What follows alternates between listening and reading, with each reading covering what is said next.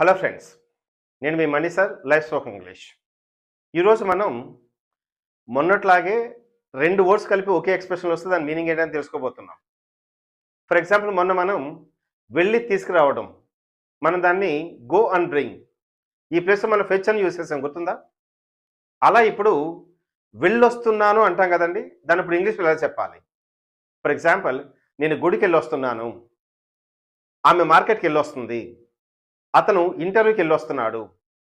ఈ వెళ్ళి ప్లస్ వస్తున్నాడు, వెళ్ళి వస్తున్నాను, ఇలా రెండు వర్డ్స్ కలిపి ఒక వర్డ్లో వస్తే గనక మనం ఆల్రెడీ పాస్ట్లో చెప్పుకున్నాం. మీరు అనొచ్చు ఇప్పుడు, మరి దీన్ని కూడా అక్కడే చెప్పొచ్చు కదా అని. కానీ అక్కడ వర్డ్ అండి, ఇది ఒక ఎక్స్ప్రెషన్. అంటే 3 వర్డ్స్ వస్తాయి అన్నమాట. అందులో ఫస్ట్ది హ్యావ్ హ్యాస్, దాని పక్కన బీన్, దీని పక్కన టు. ఆ టూ పక్కన నువ్వు ఏదైతే పెడుతున్నావో అక్కడికి వెళ్ళొస్తున్నావు. ఫర్ ఎగ్జాంపుల్, నేను గుడికి వెళ్ళొస్తున్నాను, I have been to temple. విద్యార్థికి అబ్జర్వ్ చేయండి. ఆమె ఇంటర్వ్యూకి వెళ్ళొస్తుంది, షీస్ బీన్ టు ఇంటర్వ్యూ. విద్యార్థికి అబ్జర్వ్ చేయండి. ఇక్కడ ఈజ్ ఎందుకు వచ్చిందంటే ఈజ్ కాదండి, అది యాక్చువల్లీ షీ ప్లస్ హ్యాస్. ఆ హెచ్ ఏ తీసేసి అపోస్ట్రోఫీ పెట్టి ఎస్ పెడితే కనుక షీస్ బీన్లా పలుకుద్ది అన్నమాట.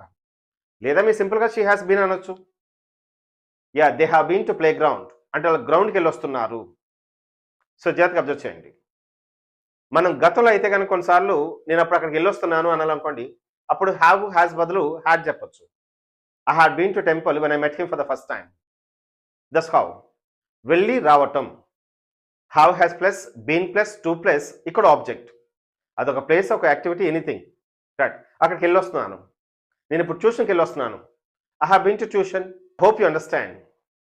ఇలా కొత్త కొత్త ఎక్స్ప్రెషన్స్ తెలుసుకోవాలన్నా, బెటర్ వొకాబులరీ నేర్చుకోవాలన్నా సరే, ఇంగ్లీష్ మీద క్లారిటీ కావాలనుకున్నా సరే, దయచేసి నన్ను ఫాలో అవుతూ నా పేజ్ లైక్ చేస్తారని ఆశిస్తూ, అలాగే దాన్ని షేర్ చేస్తారని ఆశిస్తూ, money sir life spoken English.